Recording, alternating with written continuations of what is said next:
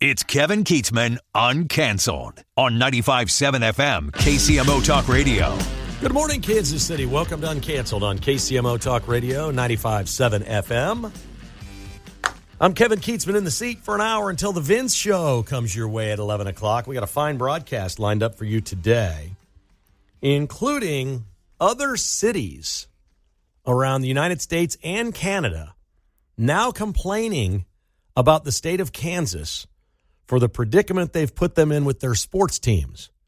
That's right. We're seeing media reports all over North America now of mostly cities that are very unhappy with the state of Kansas for giving so much to the Chiefs on the deal to move across the state line into the state of Kansas. This is actually kind of comical, if you ask me, but we'll explain it coming up in about a half an hour. Also later in the show, Bill Self. To this point, it's not been announced that he's been released from the hospital in Lawrence. The Hall of Fame legendary coach at the University of Kansas, who's been there 23 years, had his third incident in 33 months, apparently with a heart problem where he has had an aortic valve replacement. He has had problems with at least 2 stents 2 times. He wore a PICC line last year, which is a dripping IV for your heart, while he coached, and apparently had another episode yesterday preparing his team to get ready to leave and go to Colorado. I'll have some thoughts on that coming up in just a few minutes. But we start today with what should happen with what's going on in Minneapolis. There is a man named William Kelly. That's a very common name. Been a lot of William Kellys through the year. There's a man named William Kelly that on social media appears to be as unhinged as any American that there could possibly be.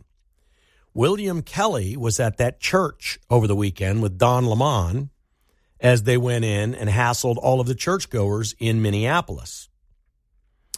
He appears to be an incredibly awful person. He has made a video where he calls Pam Bondi horrific names. He's wearing a stocking cap that says F Trump, and he just gets unhinged with vile, obscene, foul language about the Trump administration and all of the things that are going on. Well, that in and of itself didn't make a lot of news. Okay, there's a guy unhinged. Clearly, they're going to pick this guy up. Again, his name is William Kelly. They're going to get him at some point because they're going to use the FACE Act and amazingly something called the Ku Klux Klan Act from 1871, which was designed to prevent Klan members from hassling freed slaves from entering church. Klansmen used to block churches and try to keep black freed slaves from being able to attend worship. So they passed the Ku Klux Klan Act of 1871, and this could be something they charged Don Lemon with. Can you imagine if they charged Don Lemon, a gay black man that considers himself still a journalist or in media, out doing social justice, and he gets charged under the Klan Act? Can you even imagine? But William Kelly is something even more special than Don Lemon. People will look at Don Lemon and they'll say, well, he's a journalist. Maybe he's got a defense here, free speech, journalism, freedom of the press, all those things. And maybe he does. It's a different hurdle to go try to prosecute a journalist than somebody who rolls into a church and does this. Now, I said yesterday on my podcast and on this radio show that maybe they didn't commit a crime until they were told to leave and then they were trespassing.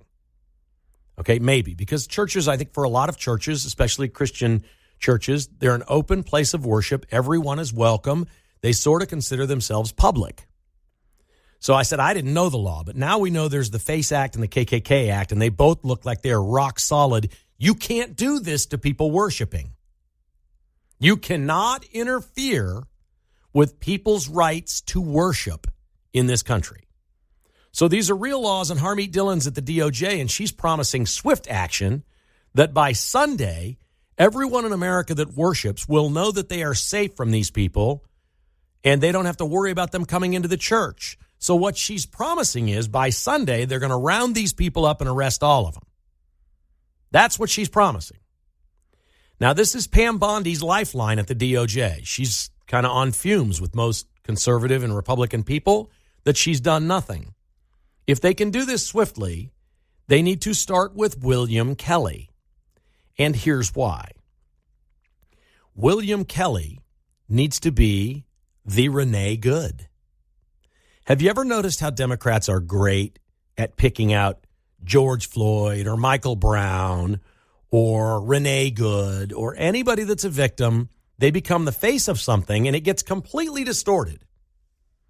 As we've heard people say, oh, they're kidnapping citizens, peaceful protesters are being assaulted and murdered. It's not true. She was not a peaceful protester, and she wasn't assaulted. She was killed. She wasn't murdered. It's two different things. She was killed committing a federal crime, blocking federal agents. We know that. We've been through that. But William Kelly, well, this guy's a special sort. He's exactly what you want the face of the Minneapolis protests to be if you're the Trump administration. If you saw him, if you heard him, if you understand what it is that he does, this is the guy you want. Turns out William Kelly in Minneapolis, that has made a video and told Pam Bondi to come get him, has shown up regularly at a different church called Christ Church. It's in Washington, D.C. It's where Pete Hegseth goes to church. And William Kelly has been there, and according to one churchgoer at this church, he is vile and says gross things at families and children. He called my wife a C word, a word that refers to her as a prostitute, and a Nazi breeder. This dude goes to Pete Hegseth Church in D.C. and shouts down women and children. Now, the question is, if you can't do this, if these laws are really in place, and this is, I'm not a lawyer, I'm never going to play one here on radio. If this really is something you can prosecute, why didn't they do it when he was showing up at Pete Hegseth Church? Now, he has not been inside of Hegseth Church, and maybe he was smart enough to stay across the street and holler at these people, which he would have every right to do.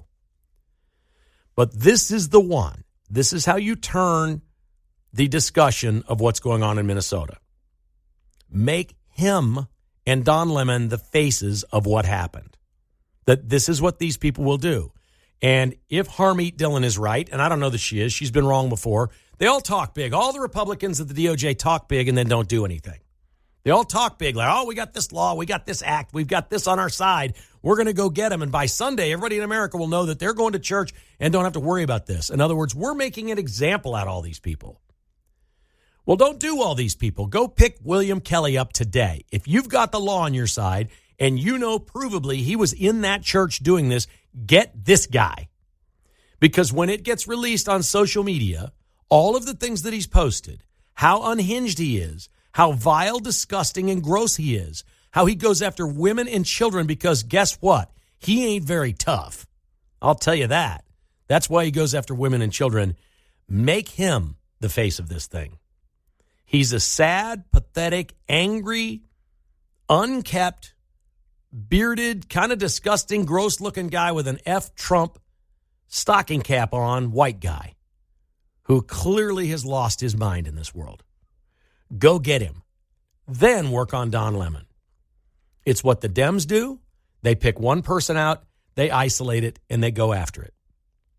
It's the perfect way to do this. Now, at the same time this is going on in Minneapolis, the Minneapolis Star-Tribune decides, you know what? We need to go around the state and talk to some people in Duluth and some other places and find out what they think about all this. And so they did.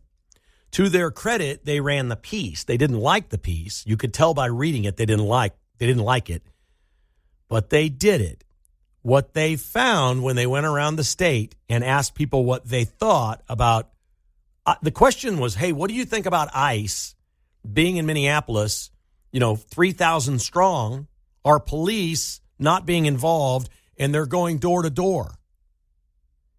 And the reaction they got from the people across the state was, that's fine with us. We don't want to be like Minneapolis. Tim Walz, there's 87 counties in the state of Minnesota. Tim Walz won 13 of them. The other 74 last time were won by the Republican. Man, you step outside Minneapolis, St. Paul, And there is a river there. St. Croix River and the Mississippi run right through there.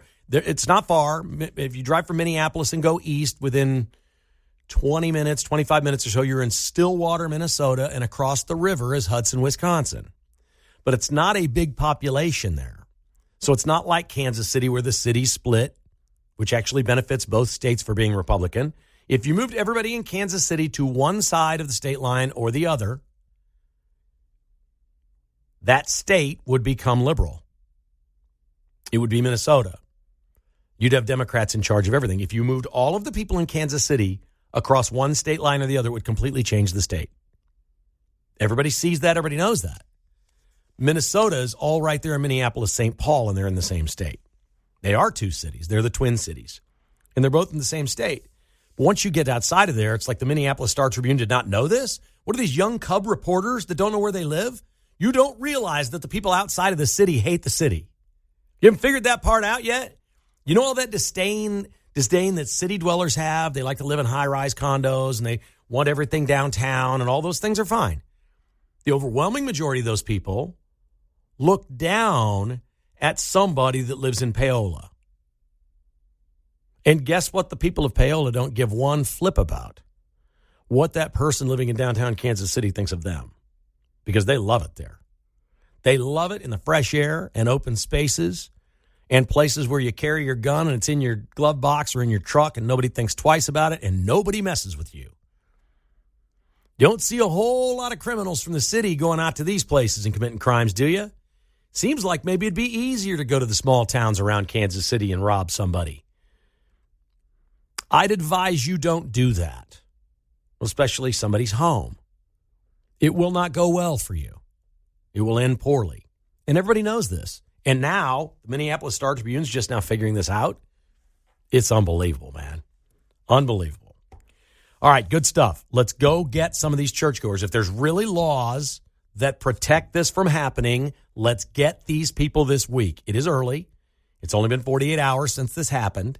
I get that. But you got to back this up. If Harmeet Dillon's out there saying we're going to have this taken care of by Sunday of this week, you better go do it. William Kelly is the guy to watch. He's as disgusting and despicable a human being as you'll ever meet. I mean, that you should. I can't even beep it and play it for you on radio. It's so despicable.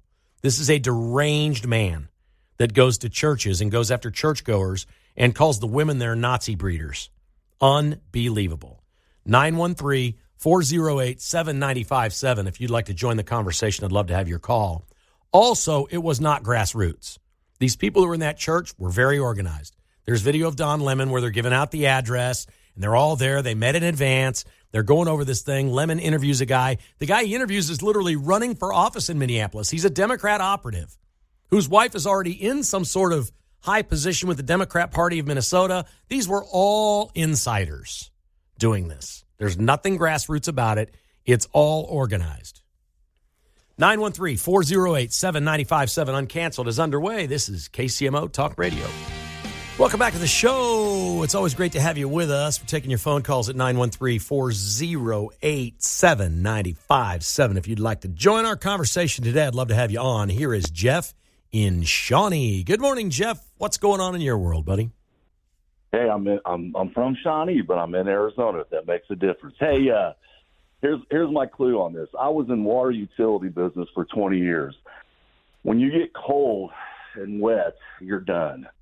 So you talked last week about the water canyons. Mm-hmm. Yeah, all you got to do is put a little bit of RV antifreeze in them. They won't freeze. I guarantee you, Minneapolis, if it's below 30 degrees and you're soaking wet, you're done. It's over with. Yeah, you're going home. You don't want to be shooting antifreeze at these people. Well, no, you just mix the antifreeze in with the water. No. It's RV antifreeze, it's safe to drink, but it'll keep it from freezing. It'll keep it from freezing. But when it hits them, it's going to freeze them. I don't disagree with you, but there's no way they're going to put antifreeze in the water and start shooting it at people. Well, it's RV antifreeze. Like I said, it's edible, but it's that pink stuff you put in. When did you last eat it? When did you last eat it? Oh, you wouldn't eat it on purpose, but I see. It's supposed to be. And there's no warnings on the label that says if you ingest this and feel bad, call a doctor or see a medical professional. There's none of that. It's it's potable, man. You're supposed to be able to put it in your water. Yeah, it's a little less than the real antifreeze. It's that pink stuff. They put it in there and everything, but they can keep the water can I freezing up. so want to be with you, but I cannot embrace this until I do more research. You do your research, man. I'm not a professional, but they shoot water cannons all over the time. Man. I know. I can't imagine ingesting the antifreeze. Well, if you open up a fire hydrant and shoot them, it's not going to freeze till it hits them and hits the street, and they'll be frozen and they can't walk, man. So that's true. Once you get cold, you're done, man. Game over. Hey, take care. Thank you, buddy. No, I'm for if you can spray water on them and make them miserable, I'm all for that if it doesn't freeze up. But I don't think we can put antifreeze in it. And he'd know, I guess, better than me. But even with the antifreeze in it, then it still would freeze. I'm not sure I really know. I don't know. Oh, here's Wes in Gladstone. The legend joins us here on a Tuesday. Hi, Wes. Yeah, hey, while in the Great White North, don't eat the yellow snow and don't drink the pink stuff, okay? Exactly. So what a lot of people don't know is that the Democratic Party in Minnesota is the Democratic Farm Labor Party, the DFL, okay? If they're going to try to go out and find out who doesn't want to be like Minneapolis, they need to find these people in the rural areas that are still voting for the DFL because their parents and their grandparents always voted for the DFL. Then you can tell if there's going to be a change or not, okay? The big issue is, why are they defending the Somalis so much? There's 84,000 Somalis in Minnesota. Let's say half of them are adults. There's 42,000 votes, not even counting the ones that you can manufacture. And in a state like Minnesota, which I think is probably about the same size as the state of Missouri, a solid 42,000 voting block, you'll never overcome it. I'm with you. And look, it's as simple as this. It's pretty easy to look at Minnesota and know this. And this is true in a lot of places, okay? Arizona, I'm very familiar with Arizona. That's one of them as well. If you do voter ID and in-person voting, the Democrats are done. They know this. They know this. They are done everywhere. If you literally have to go vote and show an ID in order to cast your vote, the Democrats are cooked. That's why I always say this is a center-right country. And that really hasn't changed. It's been that way forever. It really hasn't changed. What's changed is the way we voted. During COVID, the mail-in thing was clearly a scam. Clearly. This advance voting and allowing ballots to come in for 10 days after the election is ripe with fraud. Illegal aliens in California, they found hundreds of thousands of them. Have you seen what's happened in Oregon? They just wiped 800,000 people off the voter rolls. It's the first time they've looked at their voter rolls in 11 years. And they wiped out 800,000 people. They were either not citizens or they're dead or they haven't voted. They don't know where they are. Maybe they've moved. They're cleaning it up. Now, if we really, really, really want to win elections, it is imperative before the midterms that the Republicans pass something with a voter ID law. I don't see why this is so hard. It's simple. No, it's hand counting. It's voter ID. It's in-person voting unless you have some sort of a ginormous medical exemption that a doctor can give you. If you're bedridden, if you're older, if you're in a nursing home, things of that nature, we can find different ways to do this and allow you to vote. I get all that. Why can't we make that the law for president and anything to do with Congress? I don't, you can't take things away from the state, I don't think. If California wants to keep doing what it is that they're doing, okay, but not for president or Senate or the House. We've got to get to a place where we do better than that. I have run long. I'm terrible. Mark, thank you for picking me up. All right. We got more coming up, so stick around. This is Uncanceled on KCMO Talk Radio. Hang on the line. We can get to your calls. I still want to talk about Bill Self and other cities mad at Kansas for luring the Chiefs. Straight ahead.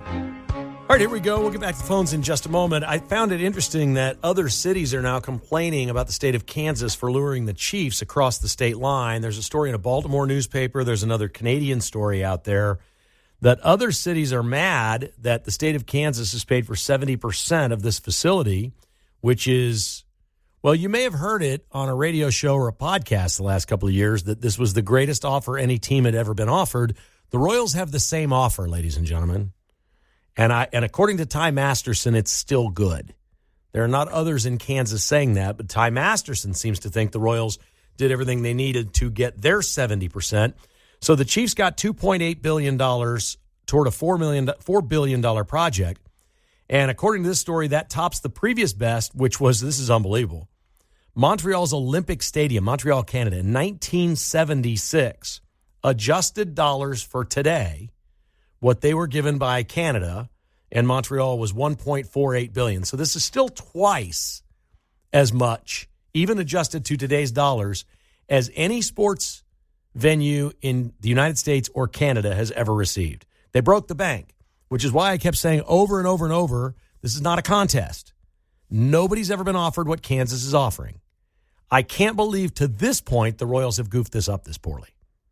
That they have that much money that was sitting there, and maybe the appetite goes away.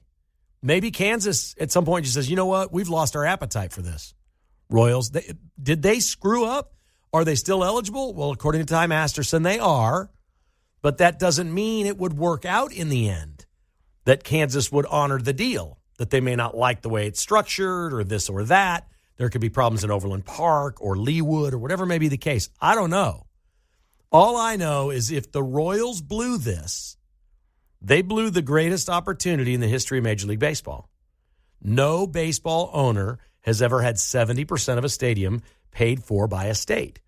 And it's amazing to me. There's a guy at Kennesaw State, a professor, is cited in this story that this is unbelievable. We can't believe this is adjusted for dollars. This is the biggest ripoff ever. I'm like, the offer's been out there for 2 years. Did nobody know that the offer was there? Why is everybody's reaction on this thing what it is? I can't believe people are in shock with the deal the Chiefs got. It's just, I feel awful that I didn't shout loud enough, that it was just sitting there. There was nothing Missouri could do here. There was nothing they could do. The Royals are the team that has absolutely stated, we're not renovating. We're building new. And they had the greatest offer in the history of Major League Baseball. You're telling me they let that slip away? I find that hard to believe. I find it hard to believe that the Royals have let that slip away. I guess maybe we'll find out in due time. But the reaction to this thing, the craziness over it, of people so upset, we chronicled this about St. Louis yesterday on the show. St. Louis has just all but disappeared as a great American city. It's just not relevant in people's minds. I'm not saying that living in St. Louis is bad. I'm not saying there aren't great things there and great people and that there's anything wrong with Missouri or any of that stuff. I'm just saying in the consciousness of America and the world and whatever, like St. Louis used to be a big deal, and it just isn't a big deal anymore. And my personal belief is you lose 2 NFL teams, you've shouted to an entire country that we don't know what we're doing, and we're not a very good or cool place to be. And when those things happen, you see what happens, and it's happened in St. Louis. All right, we're going to, I believe this is Jerry in St. Joseph. Good morning, Jerry. How are you today? Good morning, Chris. Hope you're doing good. Thank you. I'm well. One real quick on Minnesota, 2 things. They got Don Lemon on record and sound. He bought donuts and coffee for these people before they went over to the church. That's right. That's exactly right. So the one thing about it, he wants the AG to come after him because he wants the clicks. He wants to be a face in this illegal Minnesota immigrant program that they've got going on up here, all these crazy protesters and stuff. So that's all I wanted to say, get quick. I know you want to talk about other things, so no, you're I good. just wanted to put my 2 cents in. Thank you, Jerry. Appreciate you calling Kev. All right, Chris. Bye. He called me Chris twice. I know. That's awesome. That's awesome. I even said thanks for calling Kev. Hey, thanks. I'm new to this town. I understand you might not know the name. Just another rookie on the radio. Nobody knows his name, man. This is one awesome, humbling business. I do love it. I do love it. It's been about 2.5 years since DeGaule's been on here. It's been a while. But it's been a while. I love Chris. And I know this audience loved him as well. So I know that I'm certainly a lot different than Chris doing this. But that's awesome. That's truly really good stuff. Really good stuff. All right, so we don't have anything new today on Bill Self, the basketball coach at Kansas. But as it happened yesterday and unfolded, immediately we thought of the previous incidents that occurred. One at T-Mobile Center in Kansas City at the Big 12 tournament 2.5 years ago. And then another last summer in July in Lawrence, where Bill Self was taken to the hospital for his heart issues. I want to be very cautious with what I say here because everyone's health has a right to privacy, and everybody's decision and what they do in their life is certainly a personal decision. But I do want to share with you a couple of things. And I do much more on the podcast today. This is my lead story at Kevin Keatsman Has Issues. If you want to go to kkhasissues.com, I expand greatly on this, but I'm going to give you the Cliff's Notes version right here on Uncanceled. But we go into great detail on this. I've been around coaches for 40 years, and we've got a couple of extreme situations right now. With Andy Reid hiring Eric Bieniemy, I feel like he's entering a phase where he's kicking his feet up on the table saying, my career's an accomplishment. I'm going to bring my buddy back in here. Patrick likes him. This is going to be comfortable. It'll at least feel better if we're not winning, and I got a couple more years in me. We'll see what happens. I don't feel like Andy Reid is challenging himself or the staff. I don't like the hiring of Eric Bieniemy. I'm not saying it can't work. I'm no expert in it. It might go great guns. Maybe Bieniemy learned a whole bunch of stuff the last few years that he brings in, and it's new. Anything's possible. Maybe just the comfort of having them there is better, and it brings Kelsey back, and it gets Mahomes to a better place. These things are all possible. It's sports. But it doesn't look like Andy's really challenging himself. It doesn't. It looks like he just loves coaching. Coaches love to coach. I cite 3 different people that we've had in Kansas City that went through health situations that were very serious, and yet they coached on. The first that we remember was Dick Vermeil, who took many, many years off of coaching, came back, won a Super Bowl with the Rams, then went back to the broadcasting for a while. He was the original coach that had burnout.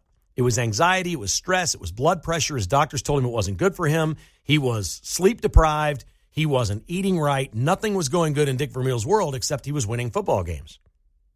But he knew it wasn't good for him. And he got out. Then he came back and he won again. And he's like, I shouldn't do this. When he came to Kansas City, Dick Vermeil was not Dick Vermeil. And they won some games. But Dick Vermeil was not. He was no longer burning the midnight oil, cutting edge. I'll never forget asking him about players, and he would go, what number? And he would know the players by number on his own team, not the opponents. He knew his players by number, but not their names. I'm like, yeah, this guy's not engaged. That's not normal. He doesn't really know his team. And I found that to be really kind of shocking. But it's what he needed to do to not work so hard to stay out of it. They offered him so much money to come coach here, he had to say yes. So we saw that. I also watched Bill Snyder at Kansas State work through very serious cancer. And we watched how frail he got. And I don't know what he weighed out there coaching, but it couldn't have been over 120 pounds.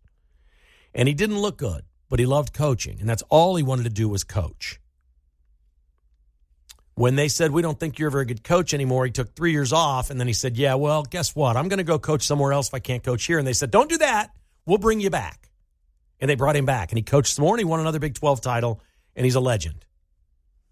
But I think Bill Snyder would readily admit that a lot of what he did through the years was not good for his health, maybe not the best for his personal life, relationships, whatever, but it drove him. It was his identity. My personal hope is that's not where Bill Self is, but every indication that's exactly what he is. And it's up to him. It's his call. But it's been 33 months now, and Bill Self has had 3 separate incidents at work involving heart issues. He has an aortic valve inserted in his heart. Twice, the stents haven't worked and got replaced. Last year, he wore a PICC line. If you don't know what a PICC line is, you couldn't see it on him. It's a little IV. It drips medicine into his heart. It's not an IV like you and I think of an IV. You know, like these Vegas dudes that go get all hung over and get an IV for hydration. That's not what it is. This was medicine for his heart, and he continued to coach. And it looked like he was healthier and doing better. Then he had a problem last July, and the doctor said, oh, you can coach again, but you have to change everything. You need to change how you eat, how you sleep, the hours you work, the things that you do. And he said, okay, I'm all in. I'm going to do all that. He came back, and he has just looked great this year. He's looked better than his basketball team. Like, you can't look at somebody and think they look better than Bill Self. We've seen this with people in sports. We see it with people in our own lives. I have people in my life, in my circle, that have been through heart problems. They are healthier and living better now than they ever have, but they're doing it because they're terrified that the big one could be coming. Now, I'm not a doctor. I don't know. I don't know if Bill Self's even eligible for some big incident. But what we know to be true is he has had the best treatment you can possibly get, and it's not completely working for him. This is scary. It's why they brought in Jacques Vaughn. I said last summer after Self had the incident and they brought Jacques Vaughn in, Jacques Vaughn did not play for Bill Self. He played for Roy Williams. Bill Self doesn't know Jacques Vaughn all that well. Jacques Vaughn, Kansas great, NBA coach for a couple of teams, has coached head coach in the NBA, 2 different teams, hundreds of games he's been a head coach. It was obvious the reason Jacques Vaughn was brought in were 2 reasons. Well, 3. Kansas legend, all kinds of head coaching experience, and Kansas has never had a black head coach. Now, that's not a knock on Kansas. They've only had like 8 coaches in history or something. It's ridiculous. Like, there's been 3 in my lifetime. I can only remember 3. Ted Owens, Roy Williams, and Bill Self. That's it. So I'm not saying anything. But it is also true, this is the perfect place to say this, Kansas really didn't have much of an option after Bill Self. They were going to have to hire a black coach. There can't be a handful of teams in America that have not hired a black coach. I thought maybe Danny Manning would be that guy. Well, Jacques Vaughn's a much better person than Danny Manning. He's an experienced head coach. He's had some success in the NBA. I get all this. I assume Jacques Vaughn will be coaching the team tonight at 10 o'clock, although that's not been announced. I can't imagine why he wouldn't. He's the only guy on the bench well, Doc Sadler's down there. He was a head coach. Jacques Vaughn was brought in for a reason.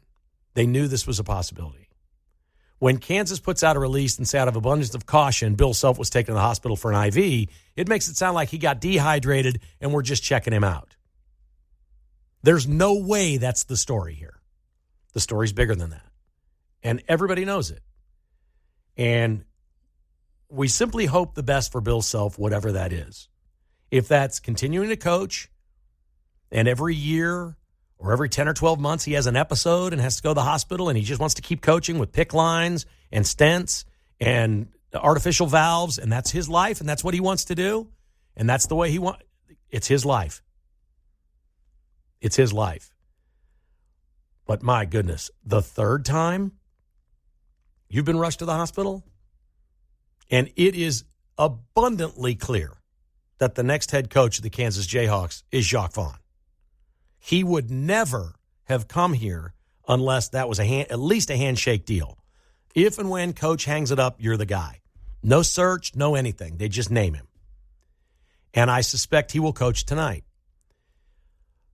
For a coach being thrust into the spotlight as the interim head coach, it's a pretty good situation as these things go. If you're going to be on the road, he's at Colorado and he's at Kansas State this week. That's a couple of winnable games. They're going to be favorites in both games, and they should win them both. We'll see how it goes. That's the lesser story. That doesn't matter much. But this is a lot more than abundance of caution. Kansas has been preparing for this moment. That's why Jacques Vaughn is here. Sports teams, it looks so easy. We just watch, and we watch the games they play, and we think, okay, they just show up and they play their games.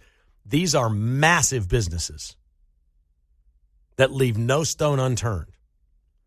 Kansas is in good hands tonight with the guy they got coaching. Their staff's good enough to keep winning and do what they need to do while Bill Self gets better. We just want to wish the best to Bill Self, hope that he gets better, and I hope that he gets to live his best life, whatever that iteration is going forward. We come back, we'll check in with Mark Van Parlay. He's got some thoughts on the Indiana National Championship last night, and I can't wait to hear if he disagrees with me about Eric Bieniemy. That's next on KCMO Talk Radio. My wife just texted me, "You idiot, you left out Larry Brown." Well, yes, Larry Brown won the national championship at Kansas. Those were the coaches, but it's pretty obvious where Kansas, I think, is going to turn tonight and going forward in the absence of Bill Self, whether that's one game or whatever it may be. It does not look like he's going to be in Boulder tonight, I wouldn't think, if he's still in the hospital. Okay, Mark, national championship last night. Fernando Mendoza, what an unbelievable run with 9 minutes to go in the game. That's going to rank as one of the most iconic plays in the history of college football, is it not? I think so. The way he got hit, put one hand down, slapped the hand on the ground, then leapt into the end zone. That was incredible. Jessica and Cabo were both sleeping on the couch when it happened, and I went, "No, my God!" And they both just jump up. I'm like, no. Yeah. It is amazing how in sports, when you see an iconic play that you'll never forget, you know it the second you see it. Mm-hmm. Yep. Now, if they'd lost that game, yeah, that would have ruined that play. Yeah. Mm-hmm. They tried to give it away. This was the team that didn't commit penalties all year, and they had 2 at the end of the game that gave Miami a chance to win. I was very surprised by that part. It's like when the Chiefs ran Wasp in their first Super Bowl win. If they hadn't won, nobody would Not so remember iconic, that. Yeah. I thought Miami, I don't like Miami. I thought they were cheap shot artists. I thought they should have had a bunch of personal fouls in the first half. The things they did after the whistle was annoying. They never got called for any of it. They were shoving at players on the ground. I don't ever want to watch Miami play football again. Yeah, I don't like Michael Irvin on the sideline. None of that. No, I don't like any of that stuff. Terrible. Eric Bieniemy back with the Chiefs as offensive coordinator. Mark Van Sickle. Come on, this is not a good idea. I mean, if they're going to be within the Andy Reid tree, I don't hate it. So that's the only reason I don't really mind it. It was either him or Kafka, in my opinion. Other than the fact that the players love him, what can you say that Eric Bieniemy is good at? Do you know any plays he drew up? He doesn't call the plays. I was going to say, I did see him on that Wasp play. I saw him and Mahomes collaborating on that one. Wasn't that Mahomes' idea? It was Mahomes' idea. Thank you. I rest my case. And he told Bieniemy told Andy, and he's like, yeah, let's do that. Let's go. Great. I like the collaboration, but come on. This just seems too comfortable to me. Yeah. I don't like this. Did you know that Andy Reid and one other coach in the AFC are the only head coaches in the AFC since 2022 for the last 3 years? The other 14 are all new now. Well, some of them aren't hired yet. Mm-hmm. Do you know the next longest tenured coach? 2022. We're just talking about 3 seasons now. Yeah. 23, 24, 25. It's got to be the